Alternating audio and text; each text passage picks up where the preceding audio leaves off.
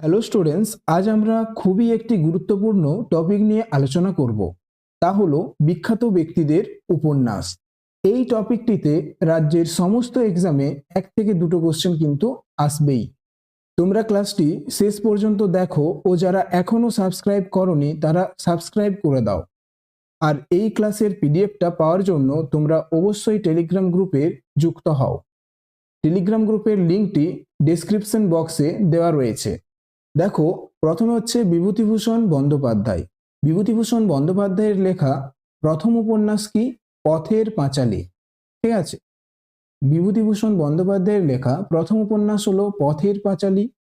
অন্যান্য উপন্যাসগুলির মধ্যে হলো আরণ্যক, অপরাজিতা, দৃষ্টি প্রদীপ, আদর্শ হিন্দু হোটেল, চাঁদের পাহাড় আর অপুর সংসার।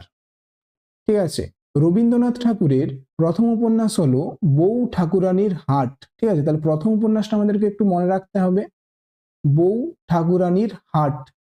এছাড়া রয়েছে চোখের বালি, শেষের কবিতা, গল্পগুচ্ছ, গোরা, ঘরে বাইরে, নৌকাডুবি। ঠিক আছে, এই শেষের কবিতাটা তোমাদের কিন্তু রিসেন্ট পরীক্ষায় এসেছিল। বঙ্কিমচন্দ্র চট্টোপাধ্যায়, দেখো প্রথম উপন্যাস হলো দুর্গেশ নন্দিনী। ঠিক আছে, তাহলে বঙ্কিমচন্দ্র চট্টোপাধ্যায়ের প্রথম উপন্যাস হলো দুর্গেশ নন্দিনী।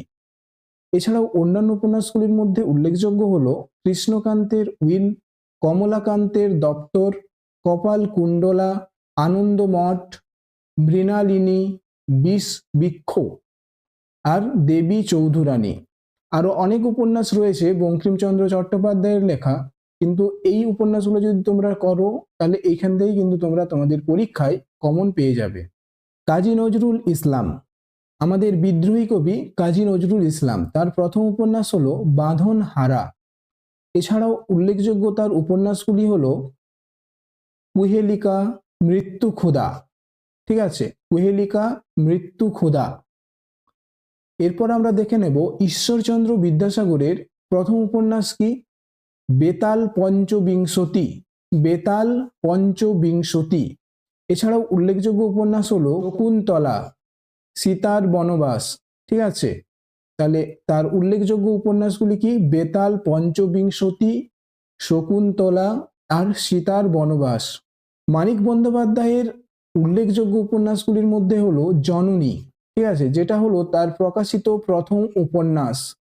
দিবারাত্রির কাব্যকেও মানিক বন্দ্যোপাধ্যায়ের প্রথম উপন্যাসই বলা হয়, কিন্তু প্রথম প্রকাশিত উপন্যাস জননী, এবং এই দুটো উপন্যাসই তার কিন্তু প্রথম উপন্যাস। এছাড়াও রয়েছে পুতুল নাচের ইতিকথা, পদ্মা নদীর মাঝি।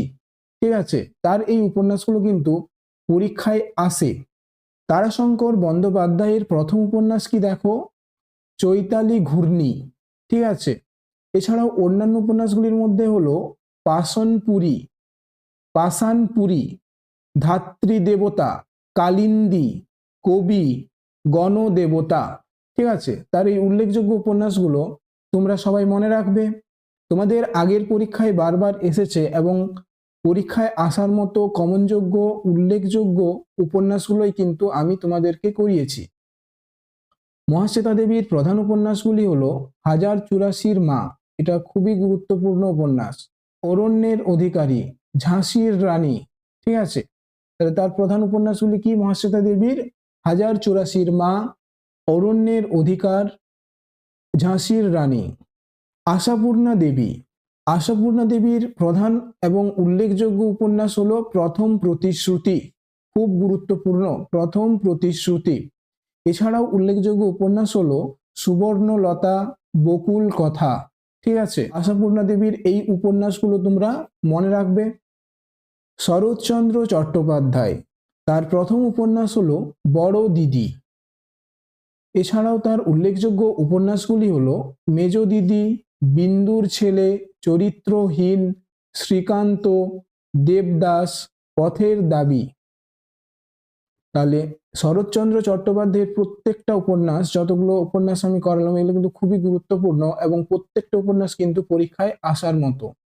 সমরেশ মজুমদার, ঠিক আছে, সমরেশ মজুমদার, তার গুরুত্বপূর্ণ উপন্যাসগুলির মধ্যে হলো আট কুঠরি নয় দরজা।